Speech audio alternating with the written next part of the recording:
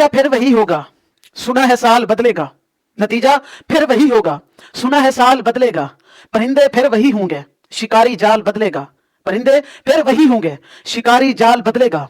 बदलते हो तो दिन बदलो, बदलते हो तो दिन बदलो। बदलते क्यों हो हिंसों को, बदलते हो तो दिन बदलो। बदलते क्यों हो हिंसों को।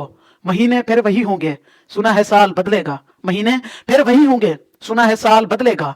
वही हाकिम वही जाबिर, वही जालिम वही कातिल। वही हाकिम वही जाबिर, वही जालिम वही कातिल। बताओ कितने सालों में हमारा हाल बदलेगा, बताओ कितने सालों में हमारा हाल बदलेगा। अस्सलाम वालेकुम व्यूअर्स, मैं हूं आपका होस्ट मोहम्मद अहमद और आप मेरा यूट्यूब चैनल देख रहे हैं डॉक्टर अहमद व्लॉग्स। अपने नाज़रीन को मैं एक और व्लॉग में खुश आमदीद कहता हूं। नाज़रीन, 2024 की ये आखिरी वीडियो है मेरी और 2025 आने वाला है, 24 जाने वाला है, एक दिन रहता है 24 के। नाज़रीन, हमेशा ये एक कानून बना हुआ है कि लोग अपनी पिछली गलतियों से सीखते हैं ताकि आने वाले वक्तों में उनसे वो बड़ी गलतियां ना हो जो पास्ट में उनसे हुई हैं, फ्यूचर में वो गलतियां ना करें। लेकिन पाकिस्तान दुनिया के नक्शे पे ऐसा मुल्क है जो गलती करता है वो एक ही बार करता है, वो फिर अगले 10-15 सालों तक उसी को ही दोहराता रहता है, सीखता कुछ नहीं है। मैं नाज़रीन अपनी इस वीडियो में कुछ ओवरव्यू देना चाहता हूं अपने व्यूअर्स को कि हमने 2025 में क्या खोया क्या पाया।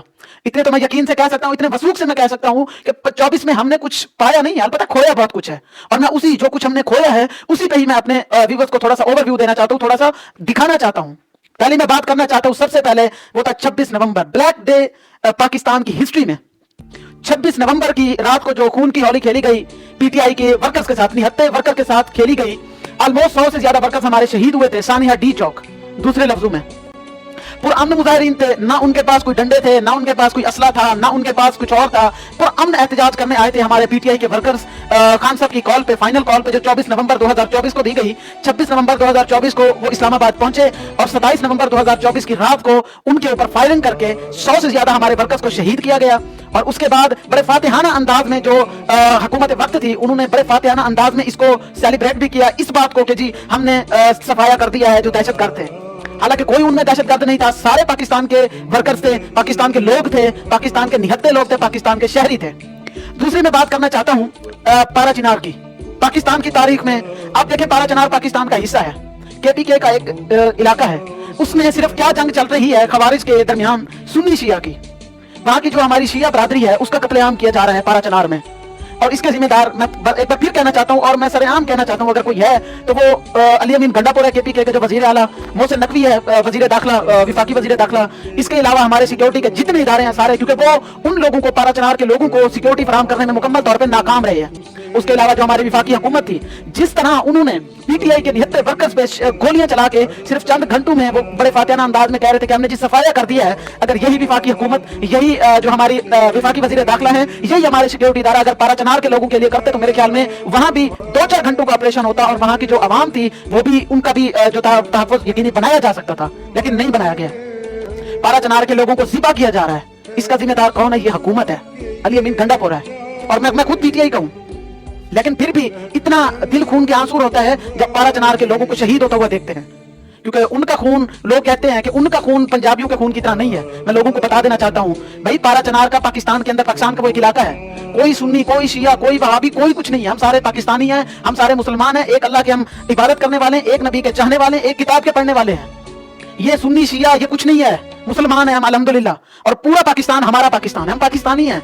कोई बलोची, कोई सिंधी, पंजाबी, सराइकी, पख्तून कुछ नहीं है, हम सारे पाकिस्तानी हैं। पाकिस्तान के ऊपर जितना हक पंजाबियों का है, उतना सिंधियों का है, उतना बलोचों का है, उतना पारा चिनार के लोगों का है, उतना सबका हक है। तो मैं ये बरसर इख्तियार हुकूमत को एक बार फिर पारा चिनार के ऊपर मैं कहना चाहता हूं, उनकी तरफ निशानदाही करना चाहता हूं कि जितना जल्दी हो सके उन लोगों को तहफ़्फ़ुज़ फराहम करें और उन लोगों की मदद करें, अपनी सिक्योरिटी को यकीनी बनाएं। तीसरी मैं बात करना चाहता हूं इकोनॉमी फेल, 0%, कोई एक्सपोर्ट इंपोर्ट नहीं बढ़ी, महंगाई की शरह बढ़ी है, इलिटरेसी रेट बढ़ा है पाकिस्तान के अंदर, जीडीपी ग्रोथ गिरी है पाकिस्तान के अंदर, बिल्कुल जीरो। पाकिस्तान के अंदर तमाम तर कारोबार बंद हुए, क्योंकि ये हुकूमत पाकिस्तान के अंदर इकोनॉमी को ग्रो करने के लिए नहीं आई, अपने केसेस माफ कराने आई थी। ये एक मखसूस पॉलिटिकल पार्टी के ऊपर जो पॉलिटिकल विक्टिमाइजेशन जारी थी, ये उसी को फरोग देने आई थी, शहबाज हुकूमत 2000। और इसी के अलावा ये दो बड़े सामने आते हैं 2024 में पारा चिनार का। मैं एक बार फिर कह रहा हूं, खुदा पारा चिनार के लोगों की मदद करें, पारा चिनार के लोगों का साथ दें। दूसरा मैं कहना चाहता हूं सानिया डी चौक, ये कभी नहीं भूलेंगे इंशाल्लाह में, और याद रखेंगे हम इनको। तो तीसरा सबसे बड़ा मैं कहना चाहता हूं, पाकिस्तान के अंदर जो फ्रॉड हुआ, वो 8 फरवरी का इलेक्शन था, जो चोरी हुआ मैंडेट, और उसके अंदर कौन कौन जिम्मेदार था? काजी फैज ईसा, उसके अंदर जितने हमारे सिक्योरिटी के इदारे थे वो जिम्मेदार थे। उसके अंदर जुडिशरी सारी की सारी जिम्मेदार थी, इलेक्शन कमीशन जिम्मेदार था, FIA जिम्मेदार था। नाज़रीन, 8 फरवरी 2024 का इलेक्शन, लोग जब कागजात जमा कराने जाते थे ना तो उनको छीन लिया जाता था कागजात को, लोगों को गिरफ्तार किया गया। उसके बावजूद लोगों ने डट के वोट मारा, वोट दिए इमरान खान साहब को। पीटीआई के निशानात ले लिए गए, पीटीआई की पार्टी तोड़ दी गई, पीटीआई के लीडरान जेल में, उनके जो कैदी वो थे वर्कर थे उनको जेल में डाला गया, सब कुछ किया गया। उसके बावजूद 8 फरवरी को इस कौम ने ऑलमोस्ट 3 करोड़ से ऊपर वोट पड़े हैं इमरान खान साहब को, पीटीआई को। लेकिन उसके बावजूद जुडिशरी ने मुजरिमाना अपनी चुप इख्तियार करते हुए वो हुकूमत अनपढ़ जाहिलों के हवाले कर दी। मैं वाजे कर देना चाहता हूं, अनपढ़ जाहिल से मुराद हमारी जो मौजूदा गवर्नमेंट है उसमें सारे जितने भी पीडीएम का दौर है वो सबको मैं शामिल कर रहा हूं इस अनपढ़ में। सबसे बड़ा ये भी सानिया था 8 फरवरी का, जो इलेक्शन अवाम के ऊपर, जो अवाम का जो मैंडेट था उसके ऊपर धावा बोला गया, उसके ऊपर जो इन्होंने किया वो किसी को नहीं भूलेगा। और जो इसके बाद इससे भी जो बड़ी धांधली 2024 में हुई वो थी आईनी तरमीम। सॉरी, आईनी तरमीम नहीं कहेंगे, गैर आईनी तरमीम कहेंगे। बिलावल जरदारी कहता था कि अगर ये आईनी तरमीम सही पास ना हुई तो हम ब्रूटली इसको हम पास करवाएंगे। और बिलावल कौन है जो कहता था जी मेरी माँ, मेरा जो नाना था वो जी जमहूरियत के पासदार थे, जमहूरियत की पासदारी में उन्होंने जाने दे दी। तो माजरत के साथ मैं कहता हूँ बिलावल साहब, अगर आपके यहाँ इस चीज को इसी को जमहूरियत कहते हैं, डेमोक्रेसी कहते हैं, तो मेरी तरफ से एक बार फिर नहीं बेशुमार लानत है ऐसी डेमोक्रेसी पे जिस डेमोक्रेसी की आप बात कर रहे हैं। ये डेमोक्रेसी नहीं होती, ये चोरी होती है, ये बेहयाई बेशर्मी होती है जो आपने पाकिस्तान के आइन पर डाका डाला, पाकिस्तान के आइन के ऊपर जो आपने सब खून मारा, ये इसको गुनाह कहते हैं। आप इसको डेमोक्रेसी का नाम ना दें।